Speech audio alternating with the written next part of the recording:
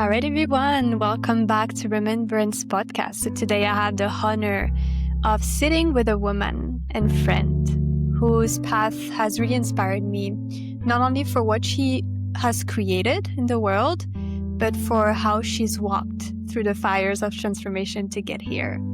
So Ayesha Durrani, also known as Oath Oracle, is the founder of a seven-figure global business led by spirit, strategy, and the stars. Her work bridges astrology, business, and wealth energetics, supporting visionary entrepreneurs and leaders around the world to align with the highest timeline of purpose and prosperity. And, beyond her incredible success, what I personally feel most inspired by her is her devotion to truth, to walking her talk. She is a woman who's faced the shadows, deep shadows, and alchemized them into light and purpose. So today I want to explore not just the businesswoman, but the devoted woman, the mystic, the friend, the servant of spirit who walks with integrity. So together, my intention is that we explore astrology as a language of remembrance, the sacredness of business as a spiritual path, and how we can walk in abundance, not just financially, but in wisdom, in devotion, and in alignment with the divine order of life. So, Aisha, thank you. Thank you, Mala, for being here. Thank you so much for having me. Yeah. How are you today? I'm Talk great. with The that. rain is pouring outside. I got my coffee and I'm just feeling, just so cozy and ready to drop in with you. Okay, so I would love to start with the first question. So, around the origins about astrology for you in your life. So, my first question would be, how did astrology first find you, and what moment made you realize this would become your life's work? Yeah, those moments were very far apart. So I first discovered astrology when I was 14 and I was going through a lot of darkness. I was in a lot of pain and loneliness. I found existence to be very confusing and very intense. I felt like the world was just kind of a chaos. There was a lot of uprooting and instability in my environment and in my childhood. And I didn't have a lot of support. I didn't have a lot of emotional support and other forms of support. And during those years, they were some of the hardest years of my life where I was just in this pain that I just could not make any sense of. And I very much did not understand life. And now to give some context to I've now been diagnosed with autism, but back then I was not, and also ADHD, but back then I did not have those diagnoses. So I had a very intense experience of life that I did not understand. And then somewhere along the line, I was looking at stuff on the internet. This is my family had internet very early because my dad worked with computer engineering, and so this was 22 years ago. And so I found this website and I knew I was an Aquarius and I read this article, and the website's still online and it looks exactly the same as it did over 20 years ago. It was astrology-online.com. And I knew I was an Aquarius and stuff. I looked at horoscopes, whatever, but this was a long, deep dive article. And I had felt for the first time in my entire life, I felt that I was seen even though there was no one there. It was an article on the internet, but I was like, how can they possibly understand me to this depth? I didn't think anyone understood me anywhere in the world. I never felt understood. And so I had this experience that it's very clear. It's I remember it as if it was like last week, because it basically shattered something inside of me that hadn't felt so separate from all of existence. And all of a sudden, I felt I wasn't fully consciously aware of it, but it was the feeling that I was a part of something greater, that there was a sacred geometry, that I was a part of something greater. Because how could the person who wrote this, who's never met me, how could they possibly know all these things about me? And it went so deep, this article. It was so profound. I still think about it all the time. And so that began just me being like, holy, I had a somatic experience, and the only thing I can describe it as is shattering. It obliterated something inside of me that was attached to the illusion of separateness, and I realized I'm a part of something. And So that was that experience. And then over the years, astrology was just always with me. I never, ever thought it could become my life's work. First of all, I didn't think anything was possible for me because of the way I grew up. I didn't think any careers were possible for me. I didn't think that I didn't have big dreams because I did not believe that my dreams could come true.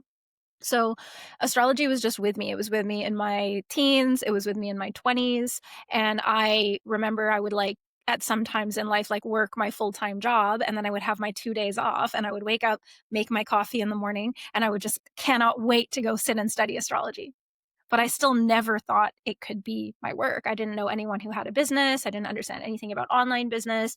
I saw astrologers as these people who had written these books that were, decades and decades and decades in their craft. And it just did not seem like something, it was purely for my own relationship with life. And it helped me to navigate very, very hard times in life. It helped me to see that on my blueprint, I was always meant to go through certain challenges and I was always meant to go through certain initiations. And that what that gave me was one of the greatest gifts that I've received ever in my life. And I'm really glad that I did not have a concept of starting a business or becoming an astrologer because my relationship with it was so incredibly pure. These days, it's very common for people to you take a course, it's very Mm. powerful, and you ask how I can monetize it. And it goes quickly like that. Where for me, that was not even in my radar whatsoever until I was in my late 20s. And, because you're a projector, I'm a projector as Mhm. well. So one of my close friends, still one of my very best friends of over 10 years, she asked me if she could pay me for a reading for her partner at the time.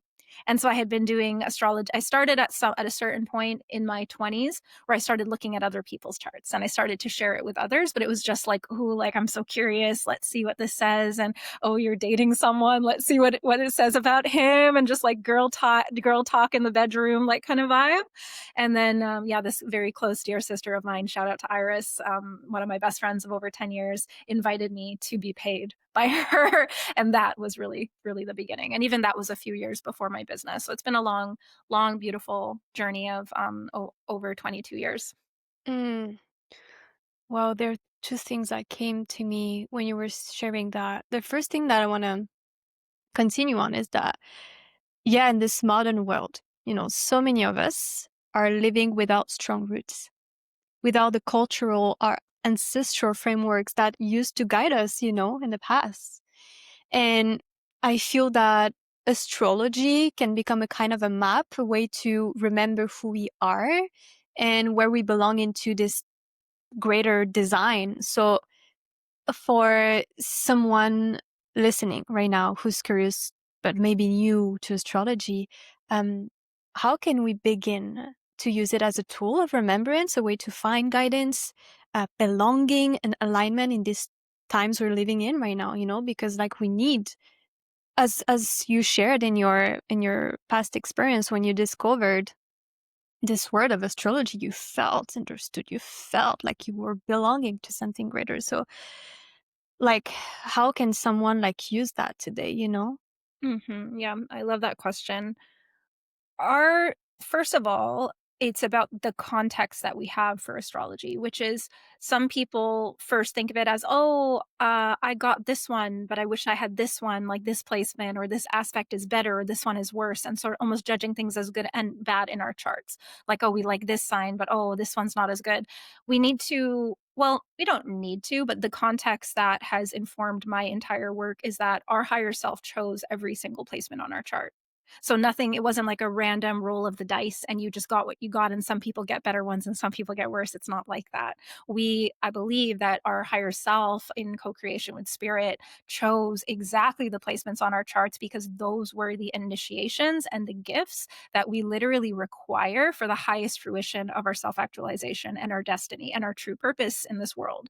And so first and foremost, it's getting rid of looking at placements as good and bad, because that's something that once people start getting into it, it's very common that they're like, oh, I have this bad aspect because there's certain things that are more challenging and certain things that are less challenging or have more benefit. But the thing is that even the most challenging placements are representing your greatest opportunities for transformation and leveling up and initiations that we asked for. So on my chart, you can see a lot of childhood trauma on my chart. You can see some of the classic family and childhood trauma things on my birth chart. And for me, if we have a fixed mindset about that and we think, oh, look, I got dealt a shitty hand of cards. We can look at it like that, or I can look at it as I need this actually affirms me in that what has happened in my life was meant to be. Nothing wrong. There was no wrong turn along the way. And that's kind of how I felt like, oh, like it felt to me that life was senseless.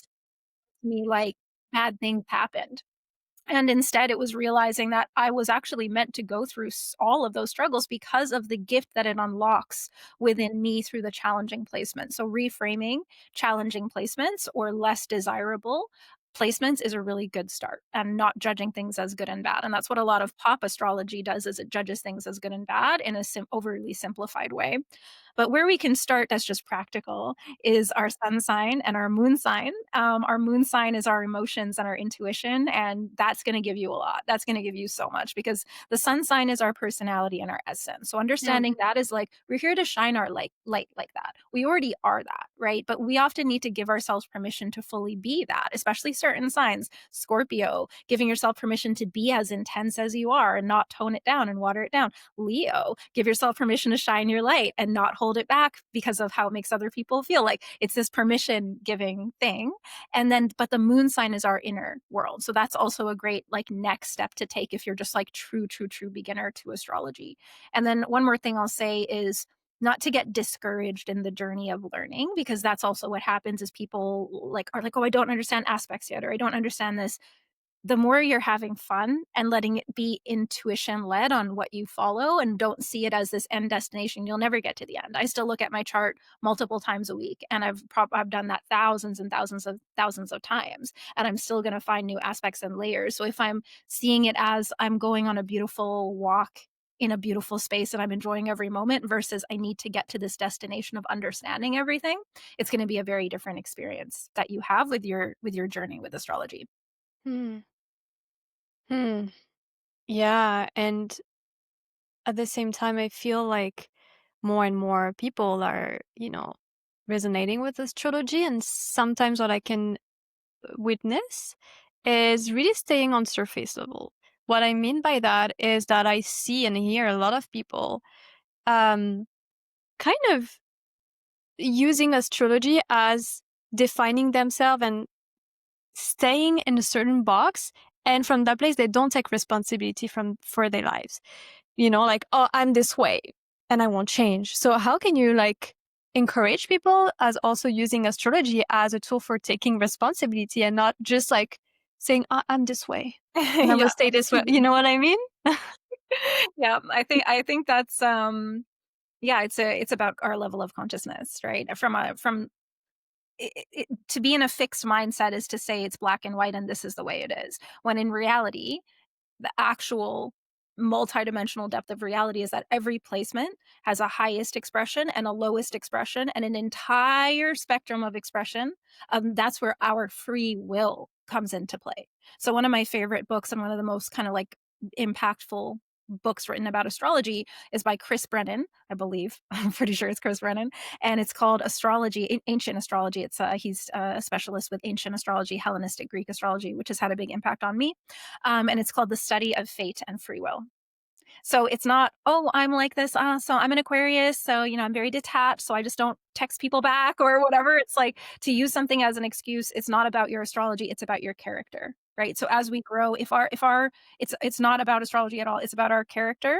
And if our GPS in life is set toward growth and evolution, then no matter what our placements, we will actually continue to transcend them in a way. But we will still always be our placements. But within our placements, there is an entire spectrum of how we choose to engage in them with our free will. And that's the magic. That's the co-creation that happens, right? We're not just going through the motions as these things that have these signs. It's actually that us seeing the shadow potential of our signs is a mirror for us to be able to self actualize and evolve through engaging with that in our free will. So I have placements that are prone to addiction, and I've struggled a lot with addiction. And me understanding those placements has helped me rise in my free will on how am I going to then work with that? How am I engaging with it? So there's not only one way to engage or express, and it's an ongoing journey of seeing to understand the lower expressions is part of the wisdom that we gain, right? So we don't just look at that and say, oh well, that's just the way I am, that's just someone's character thing, that's not really an astrology framework, because the Hmm. whole point of it is actualizing our potential. So that means very often it means looking at our shadow and transmuting that, but the placements help us see what that shadow might be. Hmm. Wow, powerful answer. Um, yeah, I would love to still stay in the astrology realm when and to ask to your oracle.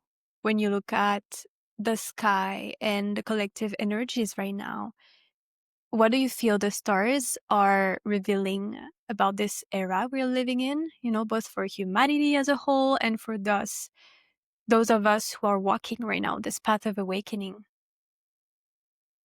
One of the big things, and I'll try and keep it a bit broad too, because I know people might listen to this in the future. So I'm going to try and keep in mind more of the bigger picture transits that are lasting a bit longer. One of the big things is the fall of empire and the fall of the obsolete systems, with Pluto being in Aquarius. Pluto is a planet of death, rebirth, and transformation. Aquarius is the sign of the collective. The last time that Pluto was in Aquarius was over 240 years ago. And during that period of time, we had the French Revolution, the Haitian Revolution, the American Revolution, and the Industrial Revolution. So even historians that have no idea about astrology refer to the it's not the exact years of Pluto in Aquarius, but there's a lot of overlap. They refer to it as the age of revolution. And Aquarius is the sign of revolution. So I love how historians even call a very similar period of time, overlapping period of time, the age of revolution. So that can show us what potential there is for revolution right now. And then the other piece is that this is the Pluto return of the United States of America. So on the birth chart of the United States of America, Pluto was in Aquarius. So now that Pluto is back in Aquarius, for the United States of America to have its Pluto return is such a strong indicator of the death and rebirth of Hmm. that empire. And that empire is interconnected with a lot of different systems of oppression. And basically, I see governance literally having to be rebirthed at this time in a very, like, we've never seen it before in our lifetimes, even past like last of years. Paradigms that we're moving into have not been seen.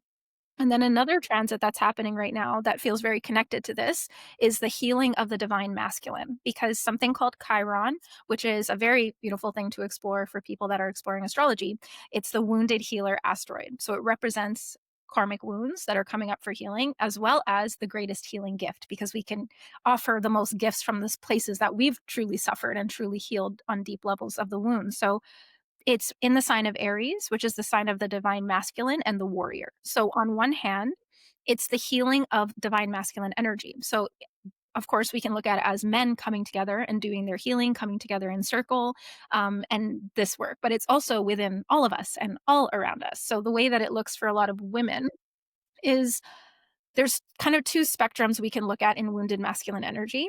And it's one is overcompensation and one is undercompensation, but it all comes from a wound. So the overcompensation, we'll see this a lot. We'll see this manifest just as a generalization more through men as well as systems and patriarchal based systems, which is oppression, force. If you want it, just take it. Extraction, extracting things from the earth for profit. And that's what our systems are based on. Might is right. If I can conquer you, then I deserve your land, which is part of colonization. And then what we see just as a generalization, there's always exceptions, but more manifest through women, is the undercompensation, which is wounds around taking action, wounds around setting boundaries, wounds around saying no, which makes the yes also wobbly, and wounds around having goals, protecting ourselves, providing for ourselves provision and protection. And so whatever the extreme, and I gave those generalizations, but we can have both expressions, one in one area of life, one in another. Um, they're just different expressions of a wounded masculine energy. So that's coming up for healing in the individual. And then where I see that directly connected with the global change is I believe that our world must be reclaimed by us. And that's not something that happens only from prayer alone. It's something that happens from action and organization and belief. And sometimes that means if there's an evil force burning down the houses in the village, you have to go confront that thing that's causing harm. And that's something that I don't see very present in the spiritual community. And I see that as a reflection of the wounded masculine energy that is then reflected in the cosmos with Chiron and Aries. Yeah. It's deep and there's layers, right? It's been in that sign for years. So it's come through over different layers and it's sometimes in one area we're this way and another we're that, and it's not about men, women.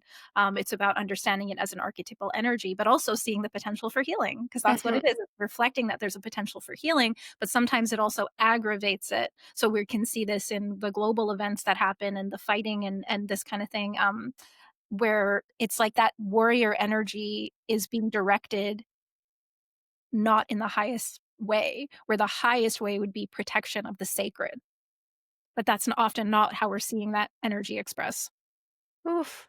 Yeah, absolutely. Hi, everyone. I wanted to take a moment to share something close to my heart with you guys. Cacao. I don't know how many of you are familiar with this sacred plant, yet in these times on Earth, it can be such a great ally in our daily lives to reconnect with the sacred. And, we are living in a fast-paced world constantly encouraging us to rush and to consume, and so many of us ending up feeling exhausted with less life force energy, less joy for life, and craving something deeper. And for me, cacao has been one of my greatest ally and teachers on this path. It helped me slow down, reconnect with the sacred in my daily life, and deepen my relationship with Mother Earth and with my own heart. Cacao is so much more than a trend or than an ecstatic dance drink, right? It's a medicine for life, and every cup is an invitation to pause, to breathe, and to remember that everything we can do in life is sacred. It helps release emotional blocks as well, quiet the noise, and open our intuitive channels so we can live with more clarity, with more vitality, and more joy. And honestly, I dream of the day when cacao becomes the new coffee, when people start their morning with presence and intention, and the world is already shifting in this direction, and I'm here for it all. This is why I partner with Heart to Earth. They are the gold standard of cacao, guys. They're sourcing directly from Peru or Guatemala, and they provide high quality cacao sourced with integrity, ensuring that indigenous communities there are honored and supported. And beyond offering high quality cacao, they also create programs and retreat to help you deepen your relationship with the sacred plant. So if you feel called to try, you can visit hearttoearth.com and use my code Remembrance10 for 10% off cacao and also 10% off on any offerings or retreats that they currently have. So the link is in the description below, and I invite you to try it, to feel it, and to let cacao speak to your heart. Back to the show. What you just shared made me think about a gene key. The gene key of, I think that the shadow is failure and the gift is preservation. And I feel that, yeah, I've been reading that last year, and that really hit in so profound in me because, I feel so many of us are just continuously holding a deep fear that is embedded, deep in our subconscious of failing, failing to create a new world, to, because it seems so big. It seems you so overwhelming that you actually don't start. And so it's like, I feel that what I see in the spiritual community is that many people are just staying stuck in that fear of failure that is almost, it's not fully conscious. It's like, it's just, we hold that fear and we walk with it because we don't know how to create this new world. So, and they say in the Gene Keys that we must step into really this mission of preserving what's important, the culture, the education for the children, and really step into yeah, into that gift so that we can um, build this new world, that we're all talking about. But it really takes, as you shared, to to heal the wounded masculine within. It takes for sure actions in this realm. And from that, we love to um, switch on business as a spiritual path. And yeah, I would love to explore with you the path of creating a business as a spiritual journey. I know you've walked through so much in your life to arrive where you are at now, and you're grounded, you're abundant, and you're at peace. And I really feel there is a lot of wisdom in that. So could you share a bit about, yeah, where you come from and what your earlier relationship with business and money used to be and how that's evolved through your healing and devotion? Yeah, thank you. So, my family moved to Canada from Pakistan, and I was born here in Canada. And by the time I was 6 years old, they filed for bankruptcy. And so our initial imprints around money and abundance, most of them occur between the ages of 0 to 7. That's when a lot of our main imprints around attachment and money and just like any in general, like where our subconscious programming, a vast majority of it occurs from 0 to 7. So during those prime ages, there was already a lot of instability. I already saw sort of this example that money could be there, but then it could all go away. And we went from living in like a beautiful house that my family owned in Toronto and having like multiple cars and going to cottages in the summer and stuff to living in like rat infested basement suites with mold and moving across the country. We moved from Toronto to Vancouver. So it was a 3,000-kilometer distance. And when ever since then, it just, there was a lot of struggle. There was a lot of times coming home from school, like the people who know what this is like will know what this feels like in your system, in your nervous system. You understand when you see this thing hanging on the doorknob outside your house that either the electricity's off or the hot water's off or things like that. The heat is off. So we would have these instabilities happen, and I would see the thing on the doorknob. I'm walking home from school. I'm far from my house, but I see it on the doorknob, and I'm like, oh, what is it this time? What's wrong this time? So there was a lot of struggle. Financially and a lot of instability. There was times I lived with just my mother, there was times I lived with just my father, there was times that I lived with both of them, and that would had its own chaos. So chaos was what I knew. Chaos was home to me, and I had a lot of shame as well. I carried a lot of shame for not being like other kids that got Christmas gifts or nice back to school shopping or went to Disneyland and things like that. I had a lot of shame. And then I left school when I was 15. So I found school very not aligned for me. And yeah, it felt like I was never seen there.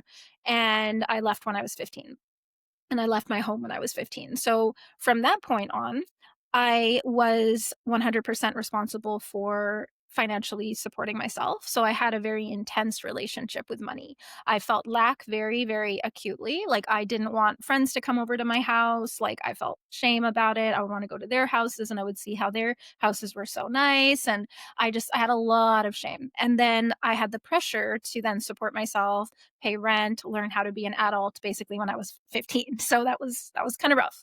But one of my saving graces was starting to get jobs and work in the service industry and work at cafes, and I actually started to heal a lot through that because I had a place to exist. I had a place to be that was pleasant, where there was yummy treats around me, and I learned social skills that way because I wasn't really strong in that. I was kind of like feral. I felt a bit like like raised by wolves. Like it's kind of how I felt. I like didn't have a lot younger than my brother and sister as well, so they were never in the same school as me, and they were like moved out of the house by the time I was 15. So I we were all born on a different continent. Each of my three siblings, we were all born on it. My sister was born in London, my brother was born in Pakistan, and I was born in Canada. So it's like we have this natural distance between us. So I felt very alone as a child because of that.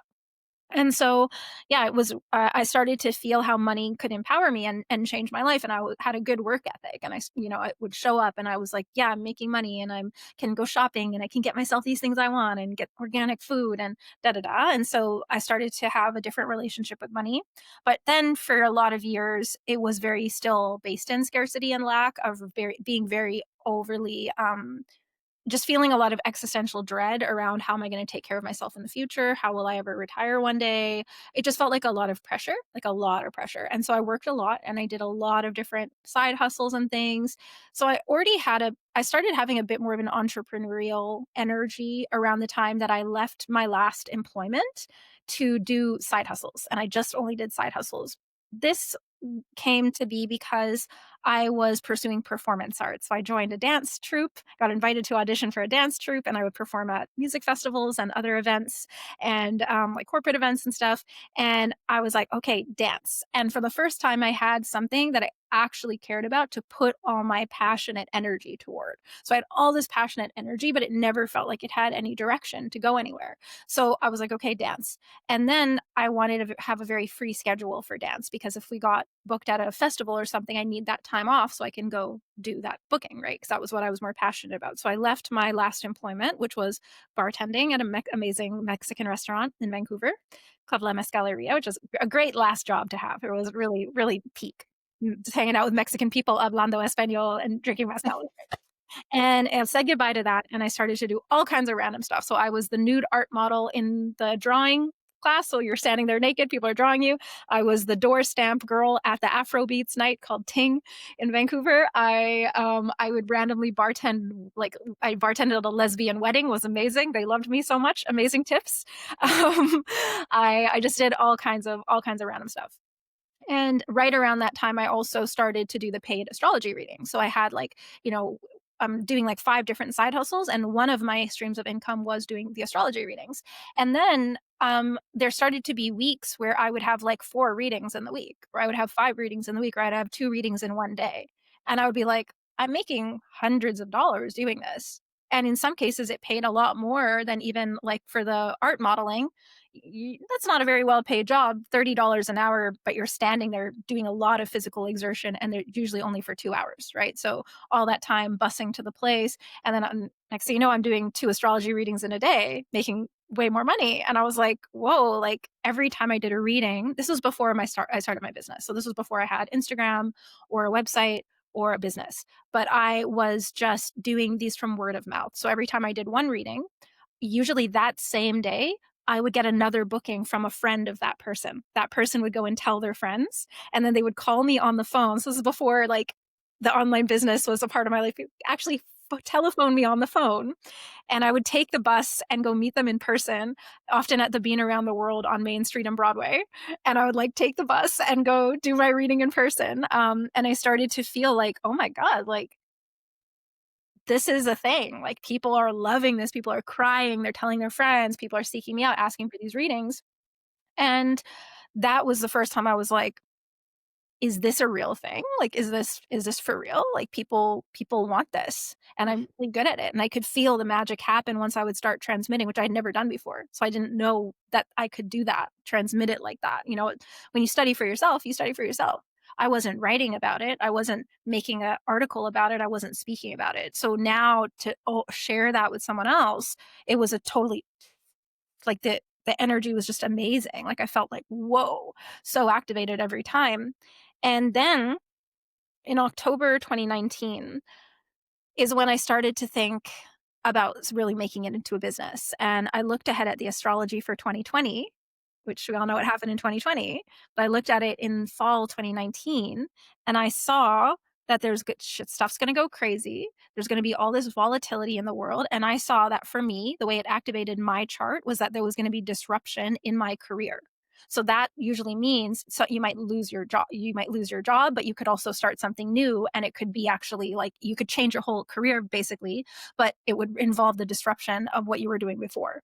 So I was like, okay, well, it looks like this is going to be a good time to have another income stream if for some reason I'm going to lose some of my work. And I didn't know which of my work I would lose because I had all this different random stuff that I was doing. But I was like, for some reason, I'm not having job security in 2020 in March. It was in March.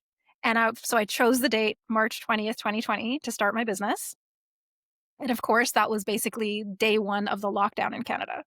So I could no longer do art modeling because it's in a close room together. I was no longer doing the event door stamp and the bartending because no one was having events. And all I could do was only do things online. And everyone in the world was online. So it worked out so blessed for me to make that switch over. And yeah, it still trips me out that I saw that in October 2019. So that was the beginning of me using astrology for business planning, and it worked really well. Wow. Following spirit. Wow. And there's this conversation around the matrix where many see it as something to escape. Yet I feel it's also important to learn how to play this game consciously to bring resources, wealth, and power into the hands of heart-led people. So how do you see this dance between spirit and structure, through like the journey of building your business, and between being in the world and at the same time not of it? It's interesting to dance all of it, and I would love to hear you about that. Mhm. Yeah, I definitely have a different perspective. I don't see the Matrix as something to escape, and I think that that is based in delusion for a lot of people. A lot of people think that they've escaped the Matrix when they made some money online, when in reality their taxes are going to pay for war and the military-industrial complex. So I'm not. Yes, you might be escaping the rat race, but you're still actually part of the system. And so, to me, the Matrix is a colonizer. And I'm not here to I don't think that I'm not of the earth. I think that I'm a child of Gaia. And I in as a daughter of Gaia, I will be defending her against her assailants and the colonizers. So to me, the matrix is something to dismantle, but not something to transcend. Because if I'm transcending the matrix, it's like I'm abandoning my mother. Is basically how I feel about it. Mama, Thank you. we love Mama. I'm staying right here with Mama. Thank you for articulating this in such a beautiful way and clear way. Thank you for asking. Yeah, very important. Hmm. And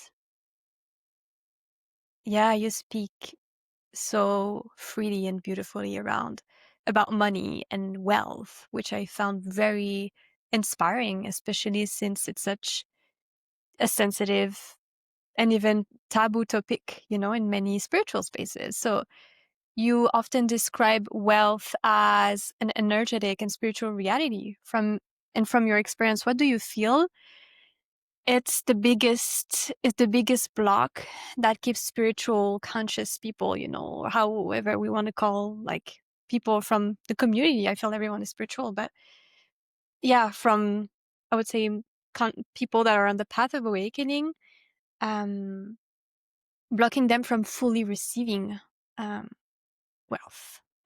Yeah, thank you, and that brings me back because you kinda asked about that before, but I sort of went off went off on a tangent in my answer.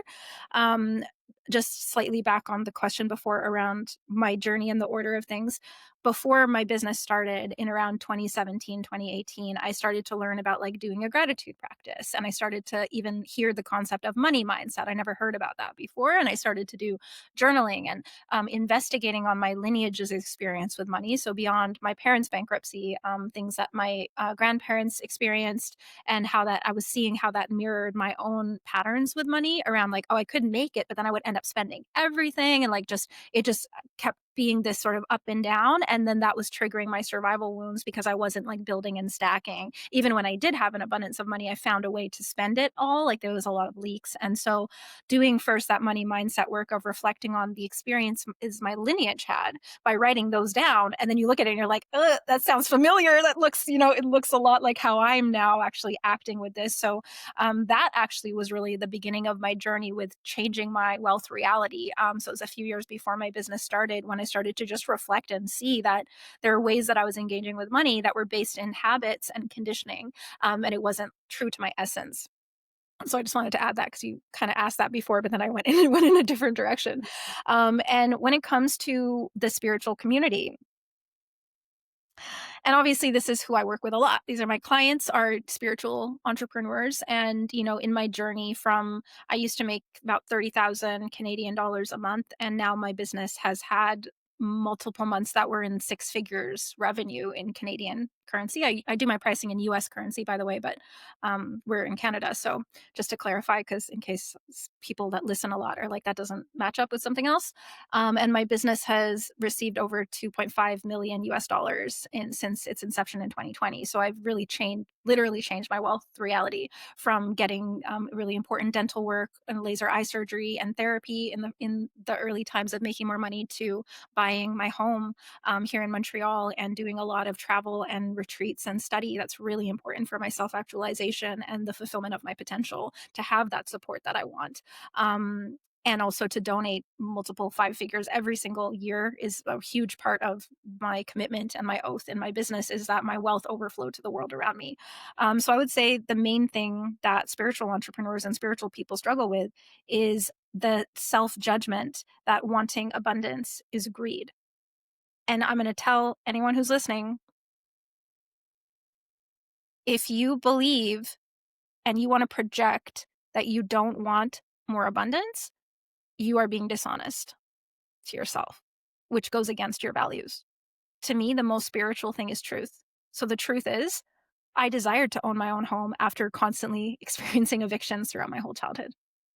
I desired to uh, buy organic foods. I desire to spend more to shop at small businesses so that my money is not. It's funny because poverty is manufactured in the matrix so that you're forced to buy from Walmart and Amazon to save those little amounts of dollars, because when the cost of living is so high and so many people are put in manufactured poverty, you're kind of almost blackmailed. You're blackmailed to have to support the corporations because those few dollars can make the difference of a meal for you or your family. So I know what poverty is. I truly know what poverty is. I went to the food bank with my mother at times and ate whatever we were given at the food bank. You know what I mean? So I've been there, and that's why I know these things that I talk about. And so I don't speak from a place of being born into privilege. I'm very aware of the privilege that I've created now. And when people want to act like they don't, and the other thing is, I'm saying abundance, I'm talking about money. And some people will talk about abundance and they're afraid to say the word money because they think it's a bad word. But the truth is, we want enough money to live how we want to live. Where you live in the world completely changes your experience of life.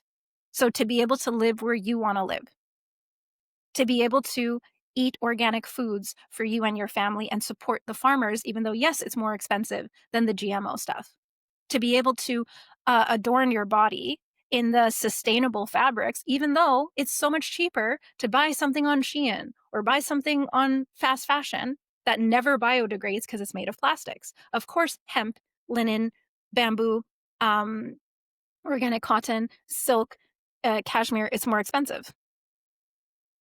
We want to be able to go to the dentist. When I was broke and I didn't go to the dentist for years, I had some real issues I needed to take care of from that.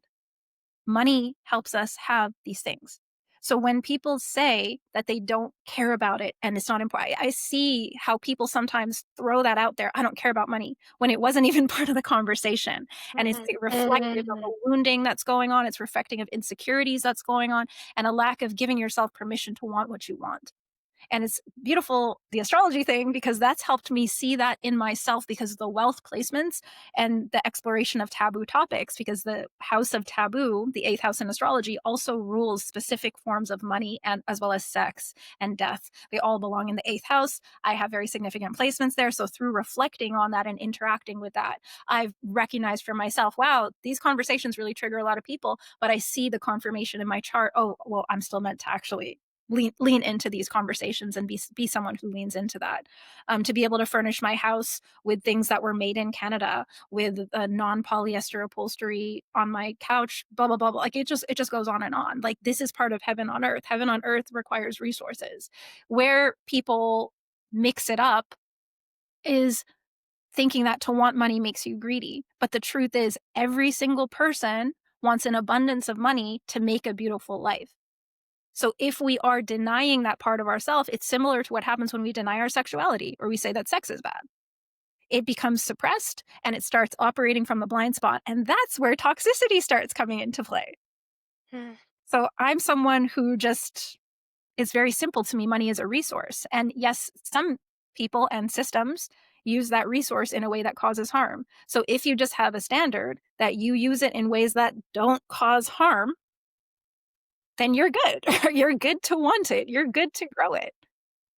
You know what I mean? And I would love a world where there's no billionaires. You can make 999 million, and after that, every dollar is donated. Like, I love that idea because guess what? We can still, the ultra rich that could solve world hunger, but they choose not to because, listen, they're part of like the pedophile, like cabal of evil people that run the world. That has nothing to do with the resource of money. Mhm. So Hmm. when we start associating it, it's like it just I just see a lot of spiritual people spinning their wheels, leaking a whole bunch of energy, sabotaging their own growth, sabotaging their own impact because they feel weird about it. But Mhm. instead, they need to do that inner work and that shadow work of reclaiming their desire. It's very similar to the journey with sexuality. And a lot of people have breakthroughs around that first. So if you're someone who had first breakthroughs around sexuality and reclaiming that in a healthy way, sometimes we overcompensate too, right? And we bring it into balance. Same with money, right? Where we over obsess about it and we come into balance. I've been there too.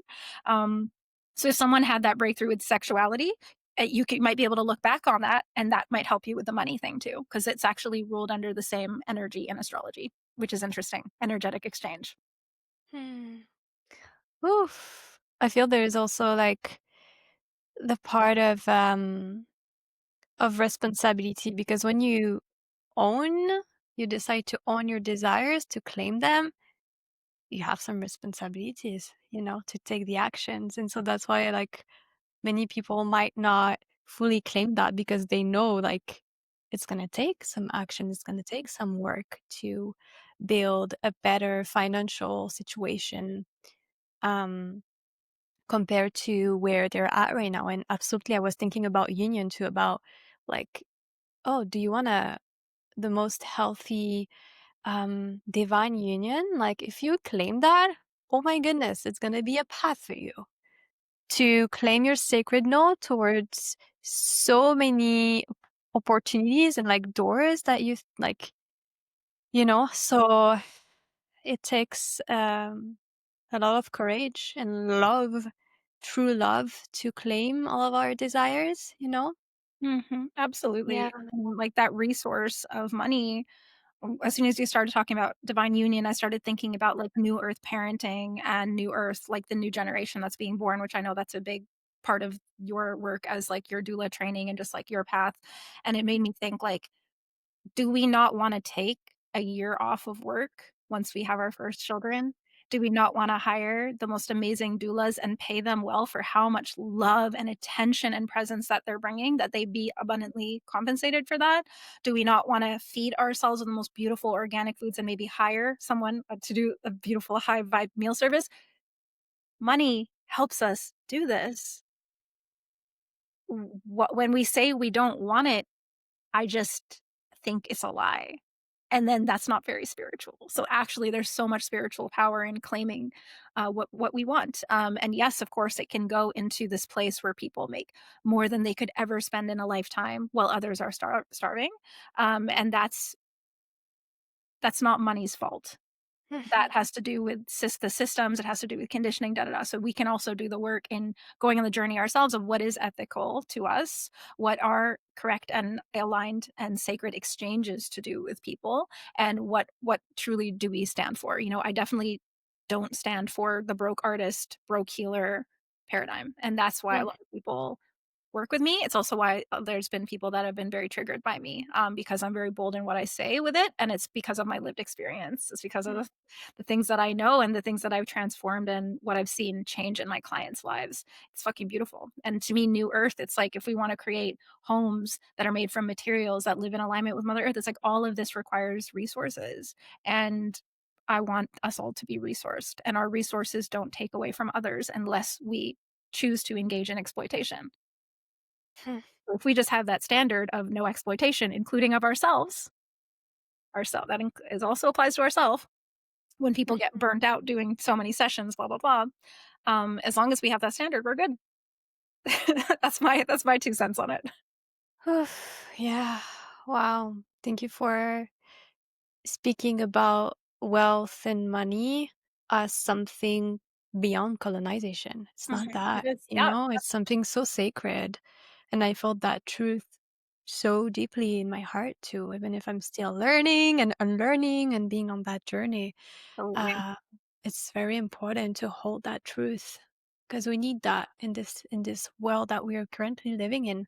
And I also, what came to me this year is I was like, for a while in my life, I was living in a kind of a fantasy. I just wanted to leave everything and to live within a community to, because this is the way that our ancestors used to live, right? We didn't have to go towards all of this deep struggle in like in the modern world to find a way, to earn money. So I was just like, I just want to go back to community and like kind of push it away. But I realized like, yeah, that would be beautiful, but this is not what my soul chose. I was And born in a modern world. I was born in a world that is developed. I have to learn about this game. I cannot just go away from it. So, yeah, mhm. you wanted to.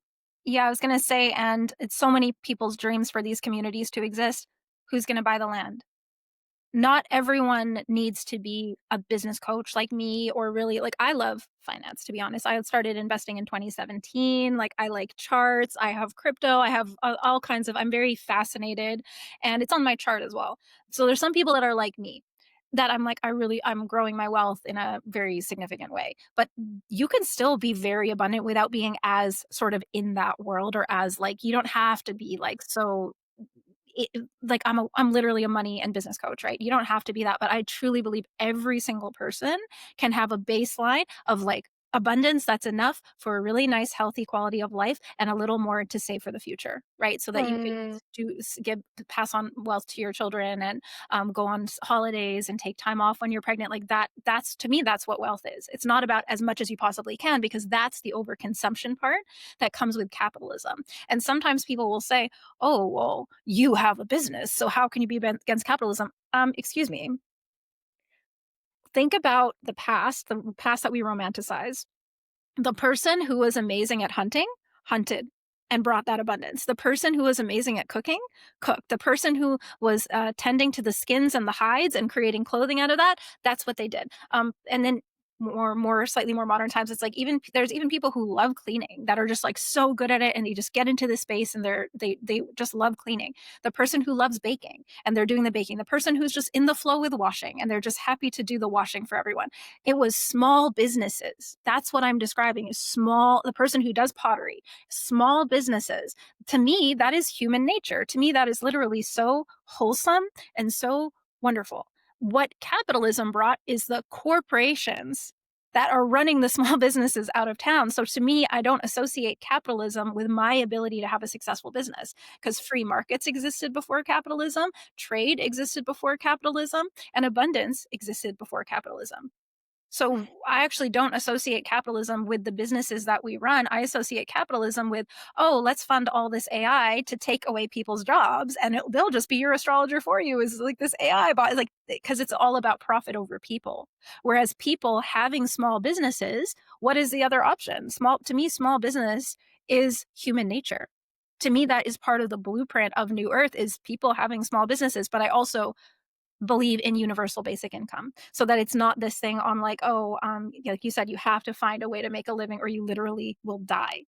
That's, to me, that is desecration of life, right? And that's where capitalism is, puts the profit over people. If the person's not producing, then they don't get to live, when really we shouldn't be we don't own the earth, right? And the abundance that comes from her. So to me, my ideal world is like universal basic income, and people having small businesses. And some people don't want to run a business, and then they're part of a small team, a team of 5 people, a team of 15 people, as these businesses grow. But it's the corporations that, it's, yeah, the hmm. corporate capitalism and the colonial template is not the only way to make money. It's just the way that we know right now.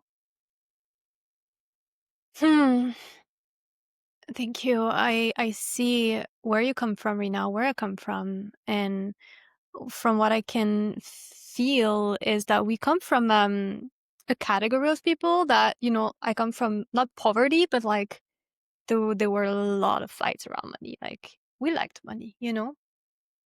And I feel there is like something that I want to link with that is getting out of the victim state and reclaiming your power so that you can move through the blocks and begin to unlock your potential for true wealth, but not just wealth, your potential for a life that feels more rich, that feels more abundant, holistically, that feels more, full of vitality. I think that there is like a big challenge for the people coming from this category.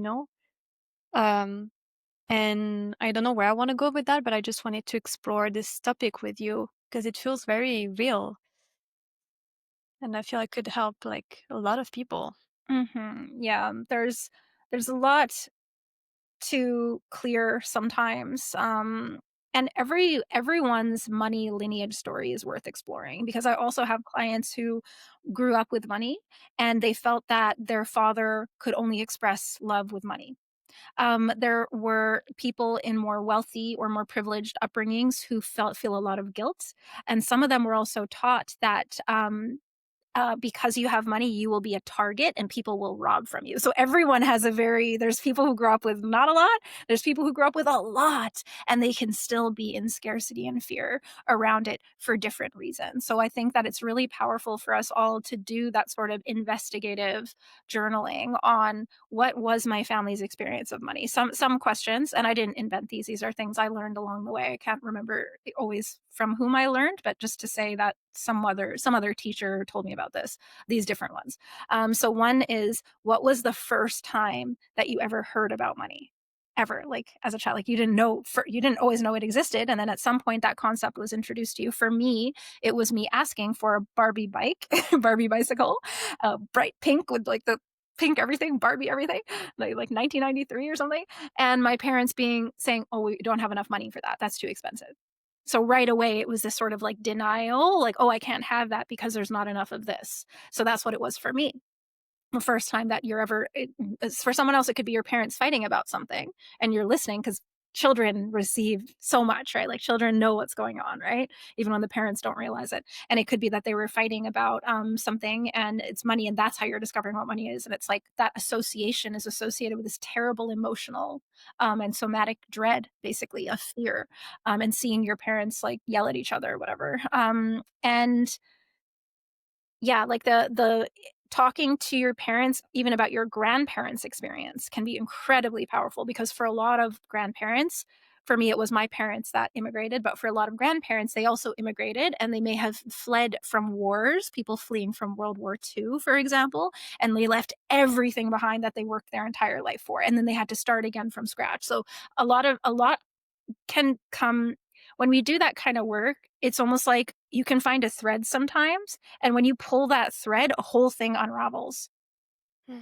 So that's a really amazing thing like, that was step 1 in my journey. So I think that's a really amazing, and I return to that sometimes too, right? Because there's always a new level. It's not like we do it once and like, I'm healed now. No, money is very complex. It's directly connected with our survival. It's associated with the root chakra, which is literally our roots and our safety. And we also live in a world where there's a lot of fear through the manufactured poverty, the state of the economy, recessions, and things like that, which are real, but also they are manufactured by the matrix. So there's a lot.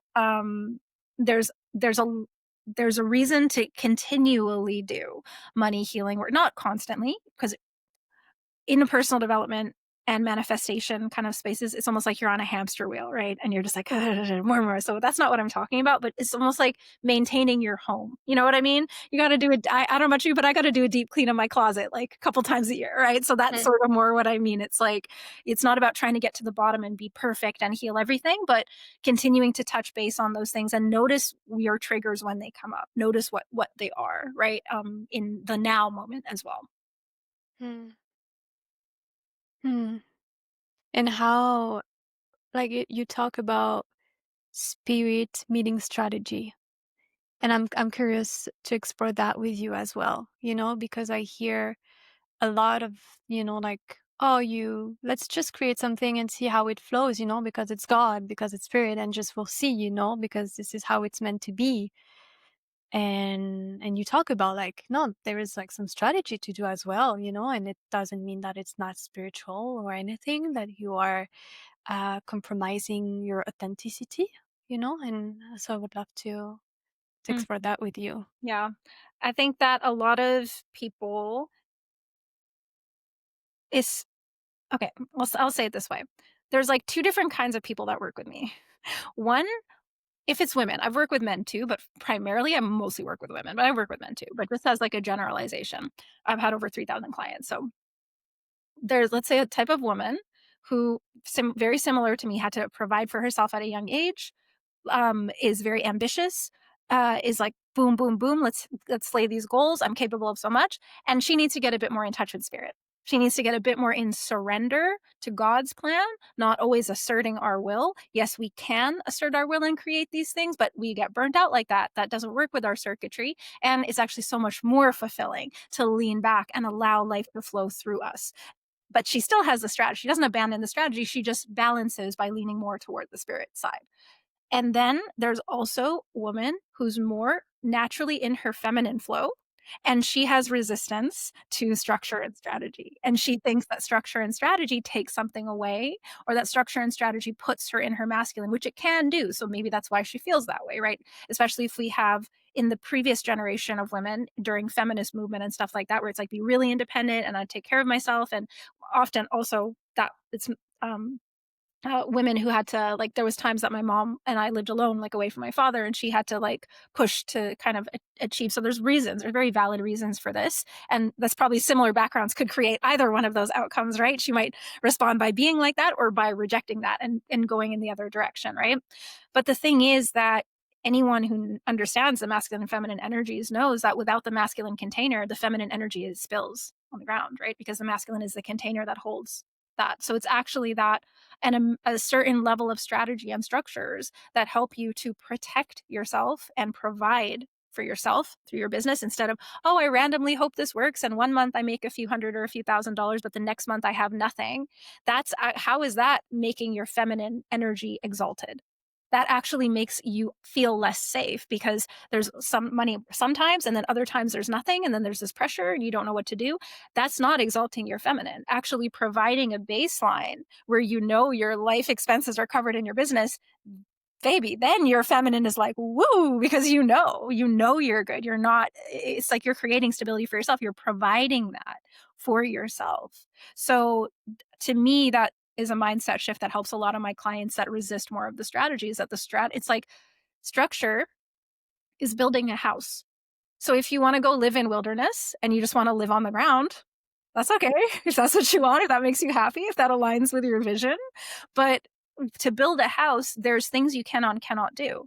You can't just randomly use any material. There's certain materials or certain measurements for things to be flush and aligned. So there's not openings to outside, and there's certain methods that must be used. There's certain tools that must be used.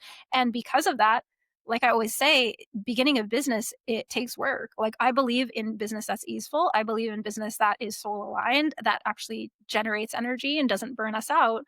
But I also worked really hard at the beginning of my business. And so what I say to my clients is you build the house first, but then you get to live in it.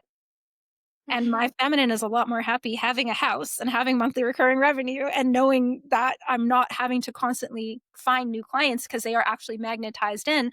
They're magnetized in through the energy, but they're actually being placed in and given the containers and coming through the pathways. Those are strategically created. So it's both. It's never one or the other. It's always a balance of both. And both extremes that I mentioned are sort of the undercompensation, overcompensation thing, instead of just actually being in an integrated with it of knowing I provide for myself. And that's actually makes my feminine energy within myself feel that much safer, sexier, more creative, more fluid. And, I've really experienced that in my journey with going from being very masculine and very armored and very goal oriented and very armored and guarded to slowly softening and like taking, going to Greece for the entire month of June, having like 2 calls on my calendar, just living it up, sunning my body in the sun and on the beach and having money come through my business. It's like that's what I want to help people create for themselves, because it's so much better. Like I can do it and just drain through my savings, but it feels a lot better that actually money is still coming through my business even during that, and that makes my feminine feel so overflowing actually. So it doesn't take away from her. It's actually a way of honoring her. Hmm. Hmm. Oh. Wow. And how can you, I've seen on social media, like this a big trend in some way, a big movement of leaving the job and wanting to start a business. And I've been there too, and I feel there's so much beauty in that to listen to that. Um, but I see like some people that, they do that and they're ready. They have already a frame of work. They know what they want to work on, and it's like it feels grounded. And I speak for myself where I was 3 years ago is that I did not have that framework, and so I was like kind of pushing and thinking and thinking and forcing, and I've seen so many people in that space too, because they just want to leave everything very quickly, and Um, so as the business coach that you are, my question around it is, yes, you as a business coach, I guess you might have seen this, in clients or on social media, and what do you have to share about that? I'm curious.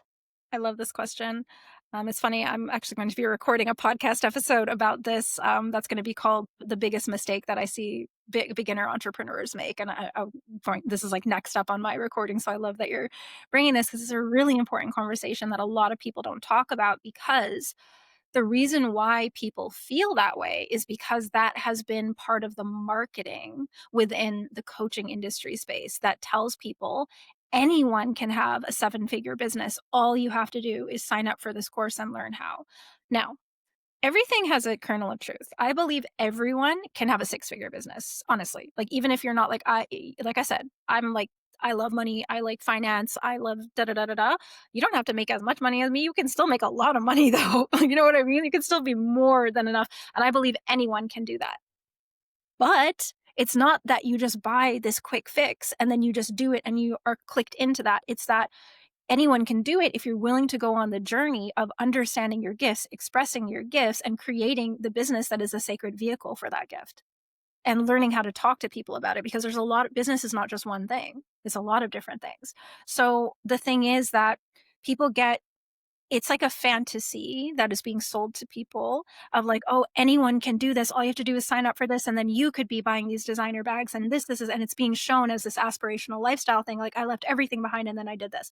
Now, I did leave everything behind and start my business. And I did have a six-figure year in the first 12 months of my business. And then I had a $385,000 year the next year. And then I had a $615,000 year the next year in US.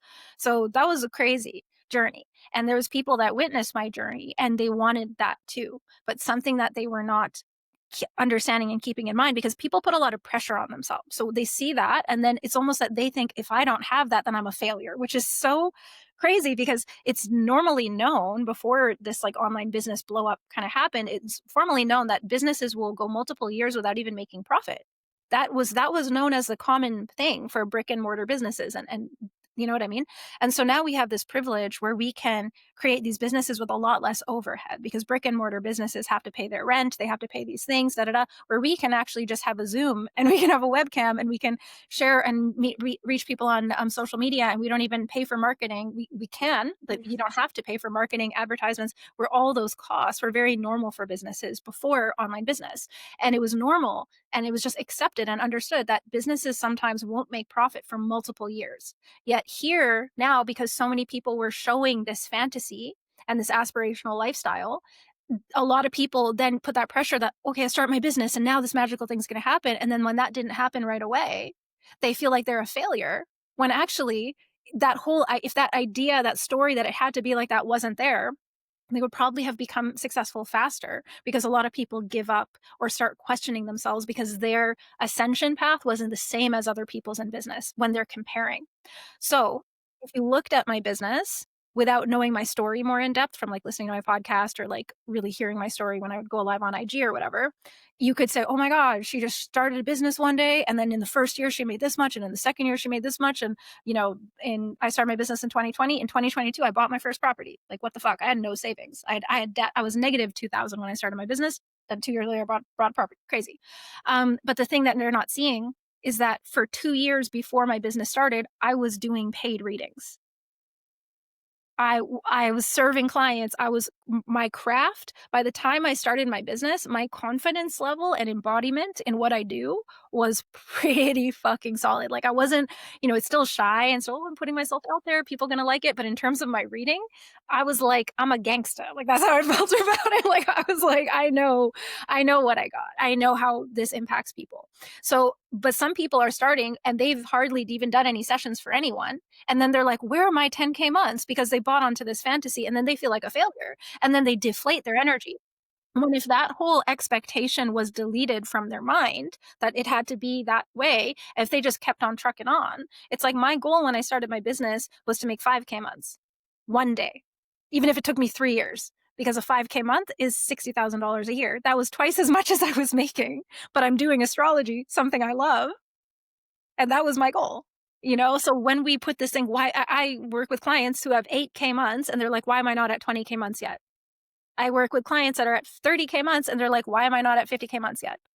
And how would it change your experience of life to control, alt, delete that from your programming and recognize it's a long game. And if you love what you do and you keep showing up, you learn from mistakes, you meet your audience where they're at too, because if you can love what you do, but it also has to provide value for people as well, because they're valuing the transformation. So you need to understand that, you need to speak to that. If you're weak at that, then go invest in studying in that, right? So I didn't know about messaging and copywriting. I invested and learned about that, right? So anything I was weak at, I got good at it. I didn't know how to sell. I never did a sales job in my life. I got good at that, right? I invested in that. So I took focus on the weakest links when it comes to that. If you keep going, you can be full-time in your business and you can be abundant in the abundance definition that we gave. Eating amazing, healthy food, taking care of yourself and others, being able to overflow wealth to the world around you, being able to go on holidays, being able to own a property one day. You don't need 20K months for that. And I truly believe everyone can have businesses or work that is based in their gifts, that is fulfilling to them and provides more than enough. But when we put this pressure because we're looking at what people are projecting on the internet, which sometimes is not even fully the truth, right? You can buy a Chanel bag on layaway, right? And it's like, oh my God, wow, she bought a $10,000 bag. Like, it just, there's a lot of subconscious like messaging that goes out there. So people that know my story know, but sometimes people even forget that I was doing my readings for 2 years before I dared to have a business. And I'm not saying you have to wait that long, but it's like in this world where people will do an 8-week course on human design and then call themselves a human design expert. Be the other archetype. I studied astrology for 17 years before starting my business. So it might look like a really quick success, but was it? Right? Like, really? If people were a bit more focused on the quality of their medicine and being on the mastery path than the quick results, then you can know if you keep showing up, I personally believe you cannot fail until you quit. Failure is quitting unless you make that you have to reach a certain number by the certain time. Some things, here's where spirit comes in. Some things are God's timing, right? Like our business involves the free will of other people. I can have a goal that the mystic mind, my high level mastermind have 7 women inside, and I'll do my best and I will show up and I will hold that goal in my heart and I will do my manifestation and I will have my strategic launch and and there's 5 amazing women in there. And it's just perfection. You know what I mean? Like it's the free will. But if I want, I can say that I failed and I can feel like a failure if I wanted to. But that's their choice. Yeah, I can see oof, this like kind of toxic pattern habit of just directly thinking of the outcome instead of focusing of the sake of cultivating a relationship with what you do. Just that, And I was thinking about it this morning within the realm of relationship, like as women, we tend to, and I read that in a book as well, we tend automatically to want like directly marriage. We want directly like fusion and like this deepest soul bond, but this is the outcome of cultivating a partnership with a man. Mm-hmm. And so when we just directly put ourselves in that, like in that box of what we think we want, it just like blurs what Mm-hmm. is here. I was And literally thinking this exact thing. Like, I feel like we were like thinking it at the same time, because what yeah. I realized is, because I have my insecurities, and I'm going to be turning 37 in a few months, and I'm not in union, and I want children and I want marriage. But I thought, sometimes there's a part of me that thinks, why hasn't it happened yet?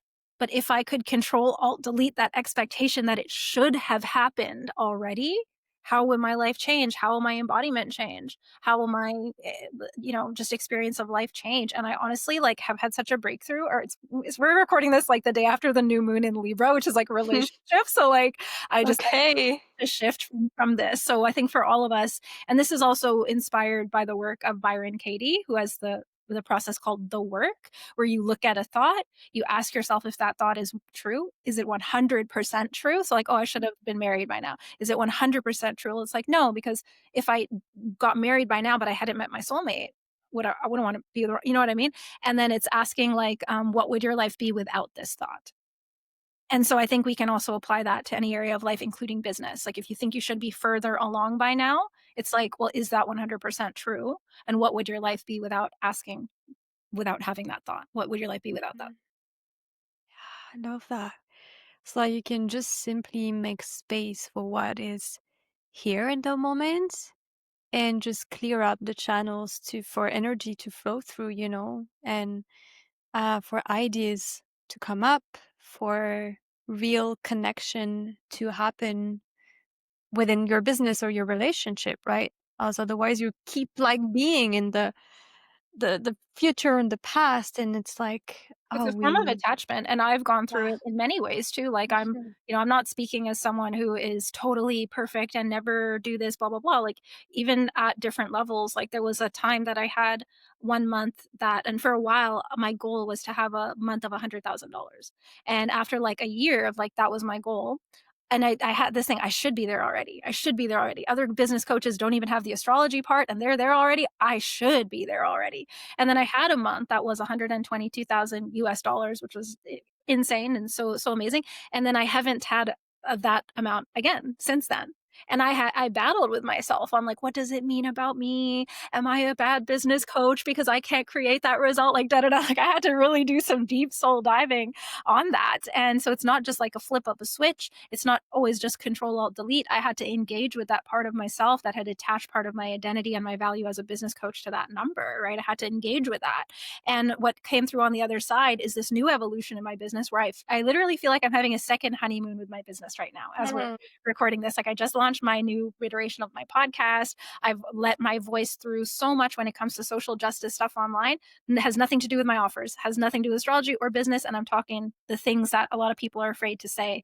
I'm saying it on my socials. Like I feel so creatively fulfilled. The most amazing clients are in my life. And I still haven't had that level of revenue again. And maybe I'll never have it again. And if I do have it again, my commitment is that it come from this level of alignment, not from grasping or attachment to that number. So it's not always a flip of a switch. And sometimes actually that pain or that thing that we have with that certain thing, through engaging with it, there could be a huge breakthrough in that for us. You know what I mean? So it's not like, oh, I'm bad because I think this way, or I'm bad because I want this.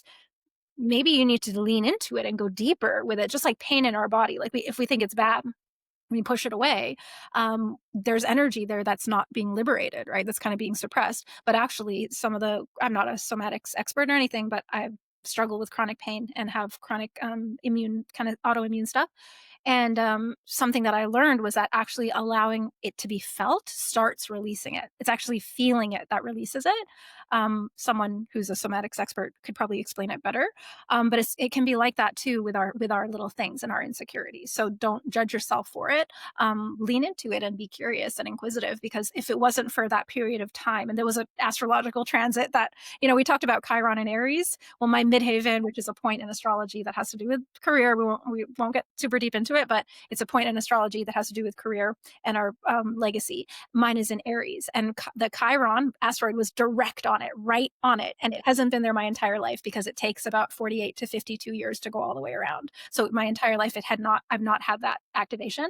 And it went on it so slowly. It was there, and then it retrograded right on the same point, and then it went right on the same point, and I was like months and months and months of like really going deep with it. And it's not always a quick fix. It's not always, oh, I had a big release and a breakthrough, and the next day now it's all clear. Sometimes it's months of feeling like you're in the weeds in the jungle with your machete just hacking it down, and there's no end in sight. But that's the thing, is it's you're not fit. You haven't failed until you quit. Right. So for me, like, that was so necessary for where I'm at now, which is like, I love what I do so much. Mm-hmm. Mm-hmm. Yeah. And how did you navigate, I'm curious, the balance with, okay, having some goals, because we need some goals or intentions in terms of like the financial or whatever, but also really being present and not being over attached to them. Like, I'm curious to how you navigated Mhm. that. So I definitely had often months where I didn't set a goal at all. But the thing is that I created a baseline of monthly recurring revenue. So I knew for a fact I am always receiving $20,000 around in monthly recurring revenue. That's pretty much been the set standard. So I know for a fact I'm receiving that.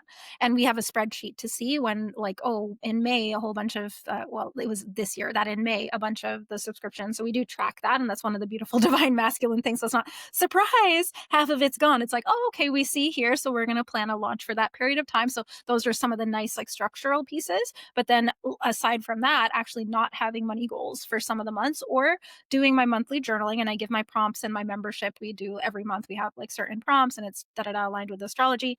And I would do those, and I would put my goal, and I would just never think about it again. So I would just kind of like place it in the field. But the thing is that you have to build the muscles of consistently showing up. So, you know how it's like going to yoga. If you only go to yoga when you feel like it, but all your life you have not been active and you've been disconnected from your body, then you might only feel like it once in a month. But that's aligned with your short term pleasure, but not your long term goals.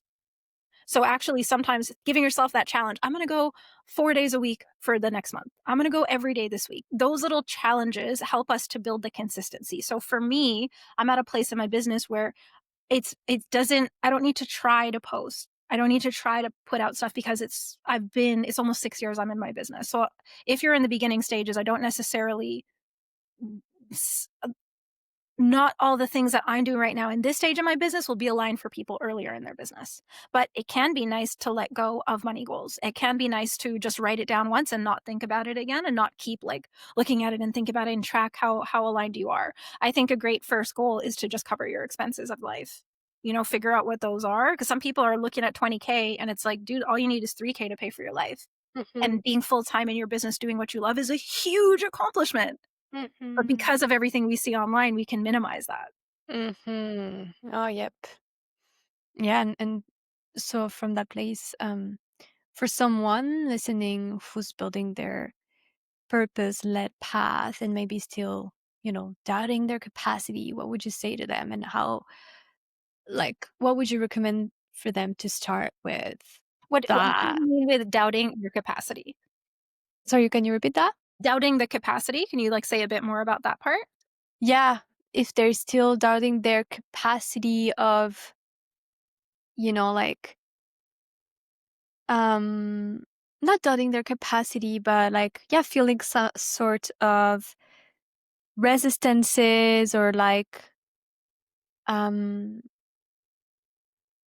yeah, maybe like they see it as a huge thing.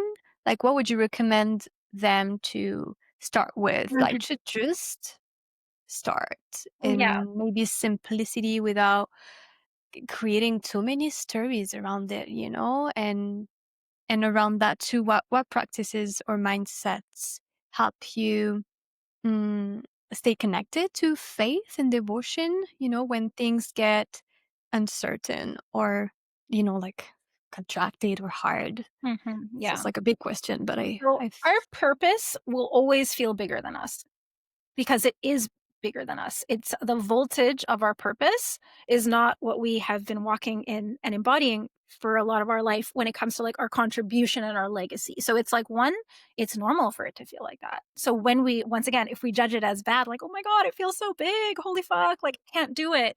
I felt like that. I absolutely 100% felt like that. I felt like I could not do it.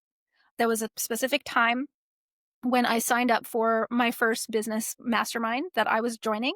It was before my business even started because I wanted to prepare. That's another thing back on the story of like, oh, my business started and then I had 6 figures. I didn't work for 3 months before my business, and I was just studying free master classes and studying articles online about business for 3 months, literally doing like graphic design programs, like everything, just like for free that I was finding online. And then I also I signed up for that business mastermind in the end of 2019, and it was going to start at the beginning of 20. I think it was actually going to start March 2020, but I signed up in like the early bird at the end of 2019, and it was $3,000 US, which like that's very normal for me to spend now. But back then I had never ever, like even my laser eye surgery didn't cost that much. It was like so crazy for me. And I signed up on the payment plan, and I remember clicking it. And then like next thing you know, I'm on the floor crying my eyes out. And I just felt like I can't do it. How can I, like, because it felt like it made it real. But then I was just like, I can't do it. I can't do it. I can't do this. I can't do this. Like, I was just like, I can't.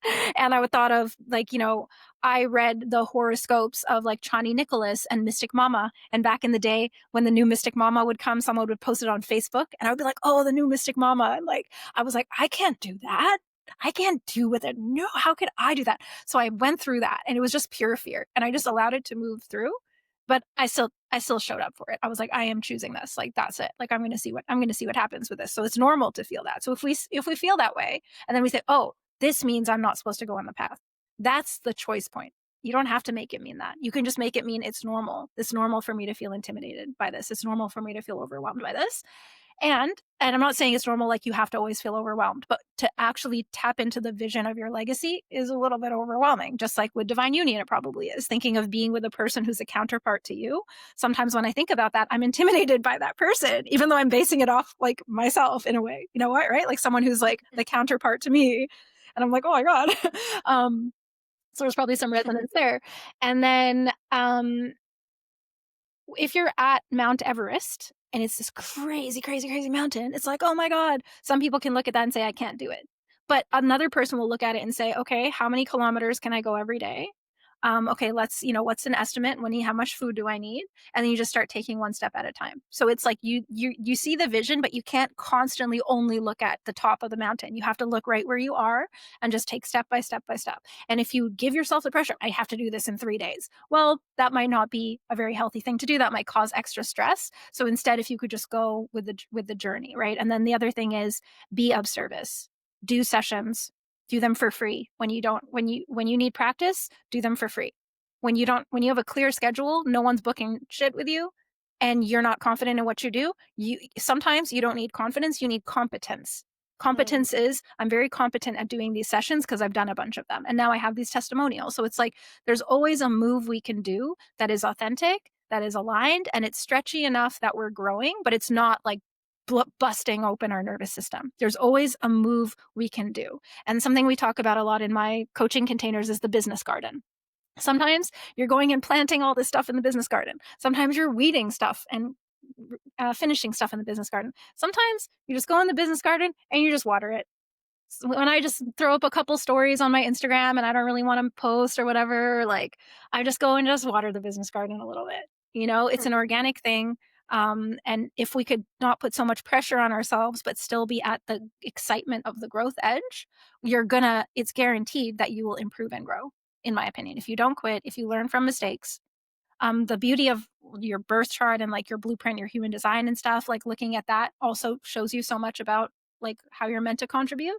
And then just serve your people. Mm-hmm. Thank you. Thank you for this reminder. I have a last question that came to me is for people that, that think that they need to be the perfect expert, to start their business. What would you say to them? Like, to encourage them to just start, and that they don't need to be that big expert, because like I feel on social media or when you're exposed that way and when you're not showing up as that expert, like, and I felt that for myself, like speaking about birth work, it's like I'm starting, but I'm being transparent about it, but I can still speak on that because I love it. And so, yeah, I would love to receive you on that, because I feel like a lot of people might be in a similar space as me, and like, what would you recommend or say or? Yeah. So the question isn't, am I the expert or I've never called myself an expert, by the way, ever. Obviously I do. I've been studying astrology for a long time, but I still don't, I just don't even like that word. Mhm. It's just not an exciting word for me. But the question isn't, am I an expert? It's, do I have something of value to offer some people out there? Out of the 8 billion people on this earth, could you imagine that a few of them will resonate with you? Not because, yes, next to you, there's someone who did it for 50 years, but will they resonate with you, your energy, your way of expressing things, your vibe? They just want to learn from you. Like, can you, like the things that you know, right? Exactly where you are, exactly where you're standing, the wisdom that you have, the things that you know. Can you imagine that out of the 7 to 8 billion people, some of them are ready right now to work with you? Mhm. And then even maybe there's a couple hundred of them. Yeah. Even maybe there's a few thousand of them, just Mhm. exactly where you are with exactly what you know right now. And then, of course, you're on the path of growth. So that will keep changing. But even just right now, without any more growth, there's people that are, you have something valuable to teach them about this specific thing. That value is something they desire. And out of all those people you could benefit, a bunch of them are also ready to pay for it too. And the ones that Mhm. are not, they get to enjoy the podcast and all the free stuff. Hmm. That's why we gift to the collective too. Hmm. Thank you. Mhm. Thank you for all these amazing questions and for having me. Yeah, I really enjoyed that Thank conversation. you. Well, yeah, thank you so much. I feel start to be complete. How about you? Would you like to share anything else? Any prayer? Anything that comes to you right now? Yeah, thank you so much, just for having me, and um, to the people that are listening. We're in a time of the great change, and we're in a revolutionary times, and the way that our world looks right now and the way that things work right now, they're going to drastically change in our lifetimes. And that's one reason why I'm also passionate about helping to equip people with strategies for business, because that creates more safety and more provision and protection as humanity goes through this great change. That we can't expect, earlier you mentioned uncertainty. We're going to have to all get very comfortable with uncertainty. And one thing that will support us is us kind of being able to create these skills, even things that are not always considered spiritual, like sales and marketing. These are skills I love to equip people with, because in this time of great change, we don't know what we're going to need, but we're definitely going to need some resources. And for us to, the thing is not just about resources, it's about when you get to do your calling without also doing a job on the side, which there's no shame in that, by the way. I know there's a lot of people who are like, I need to go all in and quit my job. No, there's no shame in that. But the more people that over time, through growth, organic growth of your business over time, that your resources, your precious time, your precious energy get to be devoted to what your craft actually is, instead of like, for me, it was like the closing procedures at the bar. There was a lot of recipes, there was a lot of things to remember that didn't have anything to do with my purpose. And there's no shame in providing for yourself with a job while you're building your business at all, not at all. But I do see in the new earth, it's that more people get to give their time when they're in service and when they're in their work, that it be actually their purpose work. And so that's why I'm passionate about the business stuff and the money stuff. And yeah, for people that want to, enter into my world, I have a podcast. You can follow me at oath.oracle. And if you want to have some more of these very, my Mercury is in Capricorn. So I'm very like straightforward and direct, with my business teachings, but it's always ultimately rooted in the great change and in humanity's evolution. And some people it's going to be through business, and some people might not be attracted to that because they're just don't have the resonance with it, and that's totally fine too. Hmm. Thank you. Actually, I have a last question Okay. for you. Why oath? around. Thank you. Thank you for asking. You know, a lot of people ask me about the name, which makes me feel happy because people like the name. I'm like, "Oh, yay." Makes me feel happy. You know, it wasn't something I thought of, and sometimes people ask me the question, "How did you think of it?" It wasn't something I thought of. So, in 2017, I was pursuing dance, and I still love performance art, by the way. Dance is still a huge part, and I know you love dance as well. Dance is my main art, and it's a huge part of my soul. And back at that time, I had just started performing for the first time in my life, and I was putting all my energy into it and all my money into it too, doing all classes and trainings and stuff, like training like 12 hours a week and just like going for it. Like my passion finally had this place to go. Then one day, I was watching World of Dance, hosted by Jennifer Lopez. It was a reality show about dance, and there was this group on it. This was a year that they did mixed with the youth and the adults. So it was like under 18 and over 18. And there was this group from the Philippines called V Peeps. So shout out to V Peeps in the Philippines. So this amazing dance group, and they did did this choreography to a song by Billie Eilish, and I love Billie Eilish. Okay, I love Billie Eilish, and their choreography and their unity and their energy together. Like my consciousness evolved just witnessing this masterpiece. It was so good. And then there bit of a like generalization, but oftentimes in Asian cultures, they are encouraged to be very like polite and very like prim and proper and not very loud or out there.